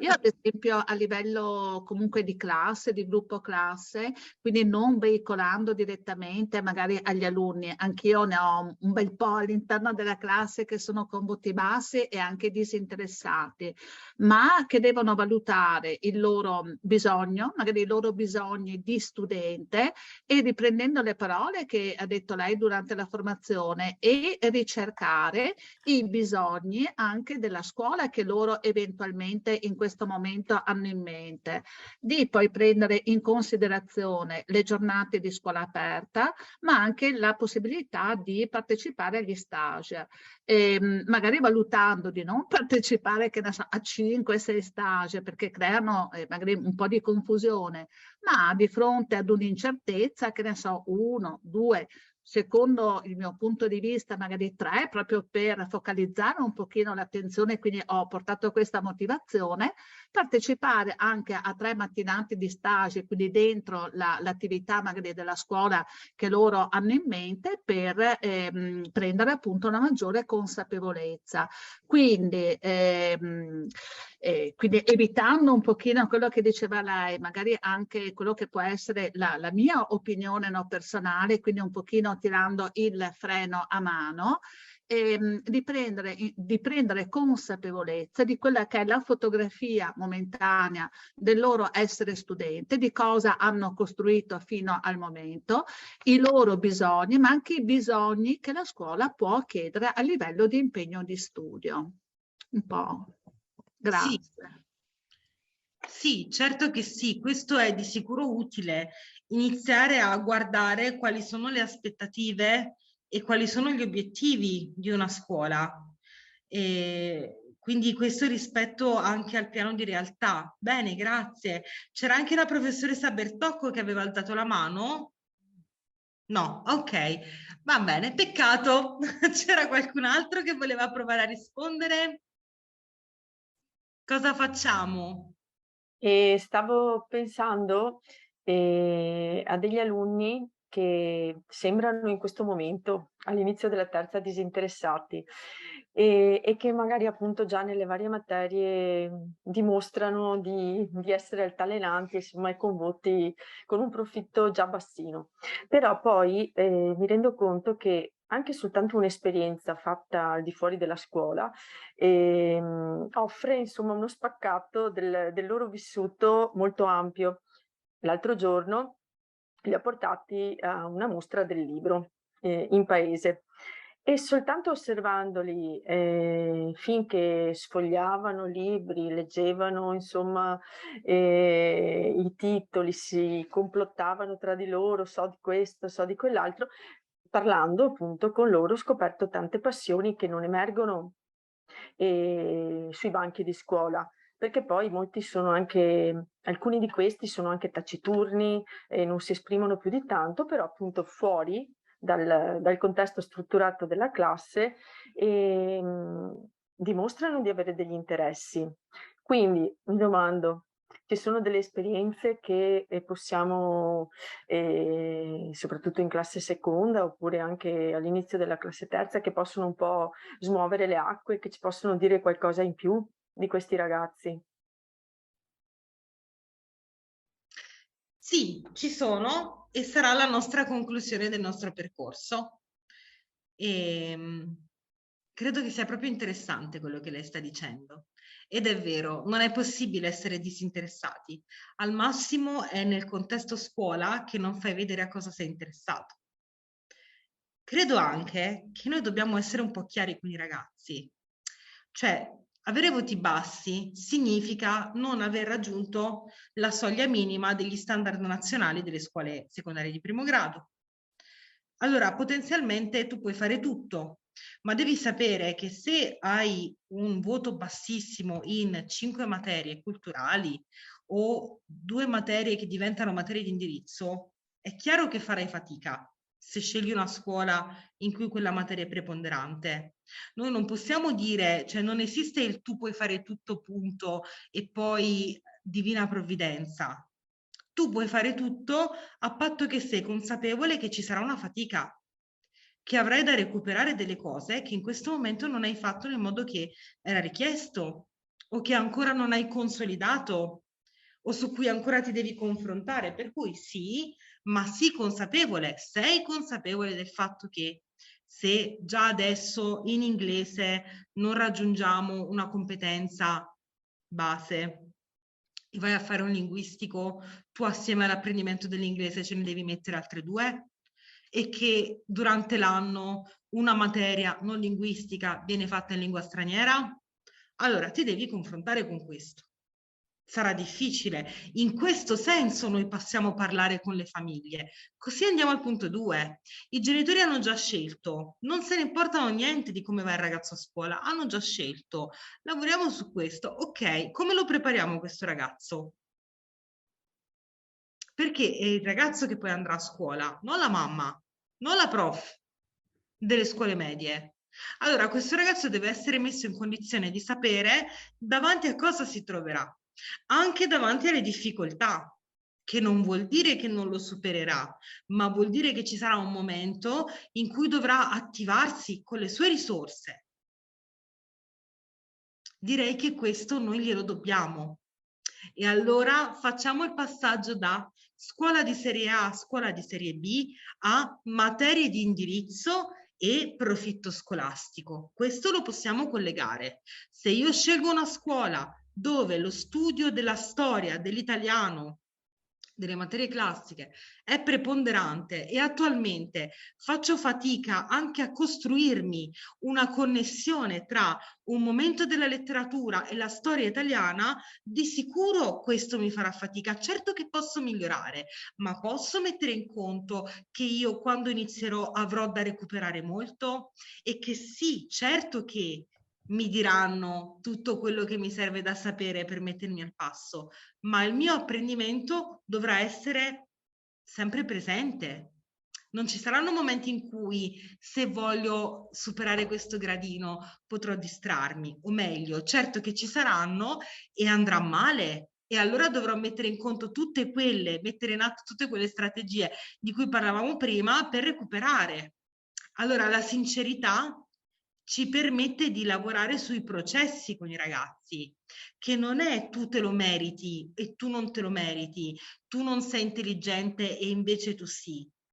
È un parlare di attualmente tu per il momento sei arrivato fino a qua e va bene così, molto bravo, perfetto. Ora, come mai tra tutte le cose che ti interessano stai scegliendo proprio una scuola dove c'è questa materia in cui tu sei in difficoltà? E non è che tu mi rispondi, caro studente, io ti dico se va bene oppure no, ma tu mi rispondi attraverso lo strumento della narrazione, tu ti dai una spiegazione e io ti permetto di confrontarti con questa spiegazione. Perché io posso avere, e ne ho avuti, di ragazzi che avevano dei voti veramente insufficienti, per cui gli insegnanti erano molto preoccupati e dicevano sì, ma io come lo mando a fare una scuola dove lui si sentirà fallimentare costantemente? Ma uno di questi ragazzi, anzi una ragazza, una volta mi ha detto sì, ma se io non mi dimostro adesso che posso farlo, andrò avanti con l'idea che sono cretina, perché a me mi è arrivato questo. Probabilmente quello che a questa ragazza non era ancora entrato è che non stiamo parlando di intelligenza, ma non ce l'abbiamo neanche bene in chiaro noi, neanche i genitori ce l'hanno bene in chiaro che non parliamo di successo e di intelligenza, ma magari la scuola ci desse successo economico nella vita. Ci sono persone che io conosco che sono bravissime a studiare e si sono iscritte a un'università dietro l'altra, perché non sono capaci di entrare nel mondo del lavoro. Cosa potremmo dire di loro? Probabilmente potremmo dire che sono bravi a studiare e hanno da imparare a capire come questo loro essere così bravi può diventare qualcosa che gli dia del denaro per vivere. Ma come vedete ci sganciamo dall'idea di successo. Bene, grazie. I genitori hanno le idee chiare e scelgono per l'alunno, non accettano il confronto con la scuola. Che faccio? Vi prego, ditemi, cosa fate? A parte lanciare i genitori dalla finestra, che ogni tanto serve, dal mio punto di vista, giusto per dare una scrollatina.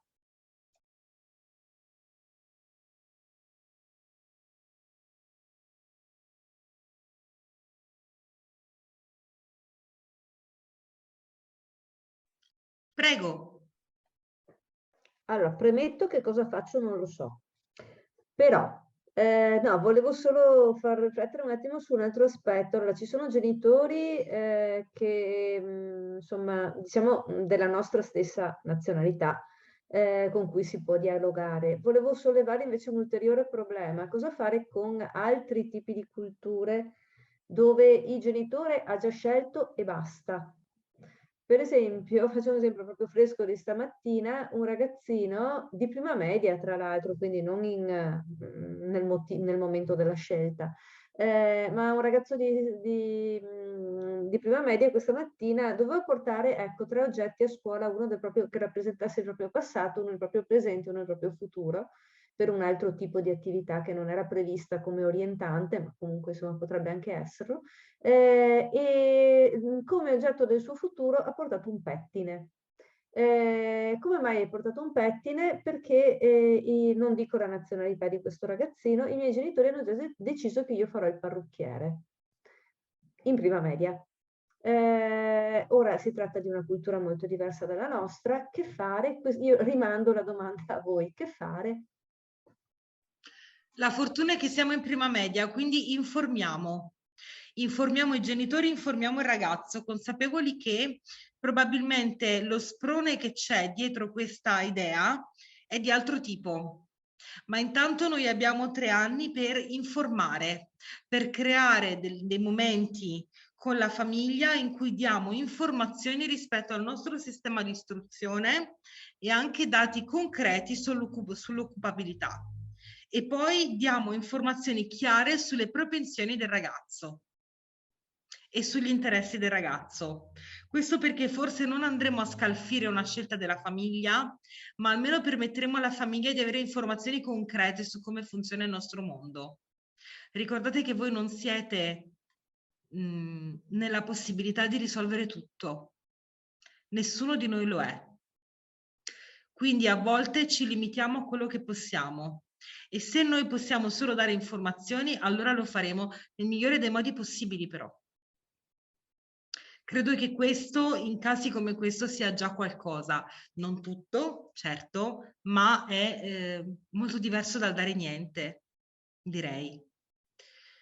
Mi è capitato anche l'anno scorso con un ragazzo invece di terza media, sempre appartenente a una cultura diversa dalla nostra, con cui si è fatto un grosso lavoro anche proprio con la rete, Consilium, abbiamo fatto sportelli, insomma, anzi no, la rete orienta, insomma sportelli di tutto appunto per questo ragazzo. Alla fine, con molta sofferenza, aveva maturato una sua scelta.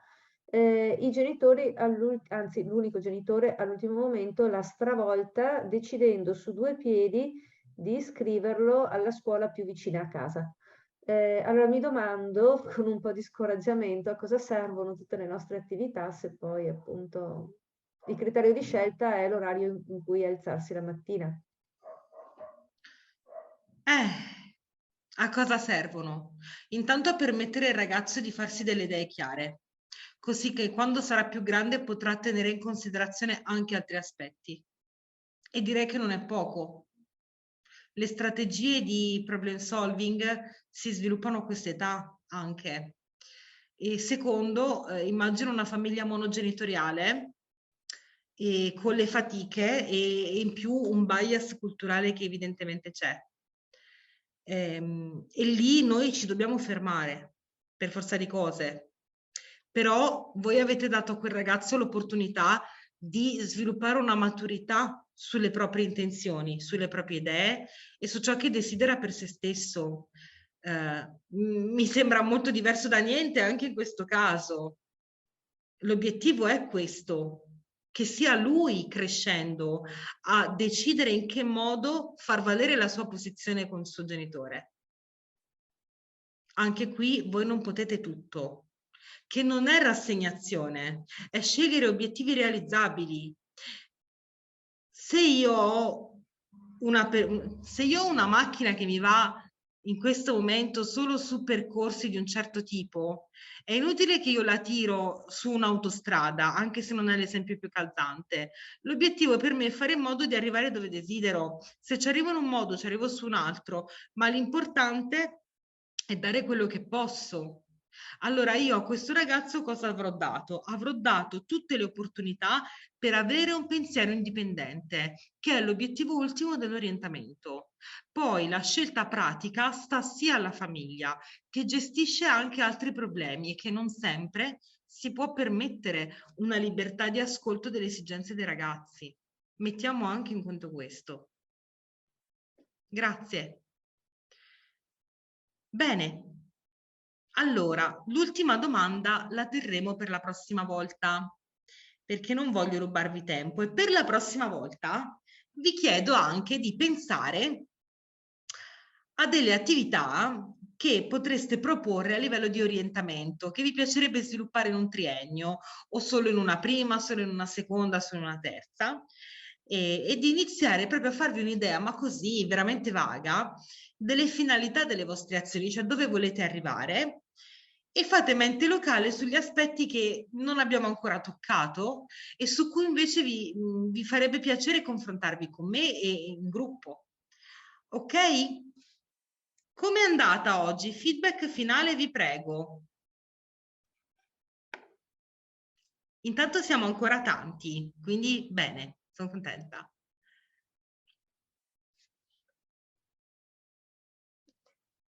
Vi aspettavate questo? Vi aspettavate di essere già divisi in gruppo?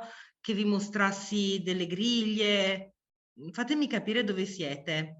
Grazie, professoressa Bettini. Allora, io lo condivido anche a voce e l'ho trovato molto utile, molto costruttivo, proprio il confronto e mi piacerebbe appunto anche la prossima volta continuare proprio su questa strada. Noi ad esempio, qui è presente anche la nostra figura strumentale dell'orientamento, anni fa noi abbiamo strutturato un percorso triennale proprio anche con materiale diviso tra le diverse discipline, però poi è anche, come dire, è difficile, no, stare dentro a, così a delle caselle, a delle caselle. Nello stesso tempo però è anche giusto condividere a livello di consiglio di classe, quindi un pochino la difficoltà è di conciliare questi due aspetti, no? Però è importante proprio una costruzione di orientamento a livello triennale, quindi mi piacerà molto anche questo percorso del prossimo incontro e poi molti input, insomma, cioè anche nei percorsi precedenti, quindi grazie. Grazie a lei. L'idea è proprio quella di transitare da qualcosa di estremamente teorico a qualcosa che possiamo fare, anche qui possiamo definire pratico, solo perché ci mette in gioco e quindi ci stacca da una lezione frontale. Facciamo quello che possiamo, ma credo che ampliare il raggio d'azione e il punto di vista inizia a creare, ad accendere il motore di un piccolo cambiamento, che a volte è possibile, a volte no. L'obiettivo è rimanere molto molto ancorati al fattibile, ma guardarlo realmente, non in modo limitato. Bene, allora io direi che non vi tedio più del necessario. Noi ci vediamo per il nostro ultimo incontro giovedì prossimo e nel frattempo ringrazio a tutti, vi auguro una bellissima serata. Grazie mille. Grazie, arrivederci. Grazie mille. Grazie, arrivederci. Molte grazie a lei. Arrivederci, grazie. Arrivederci. Arrivederci, grazie. Arrivederci. Grazie, arrivederci.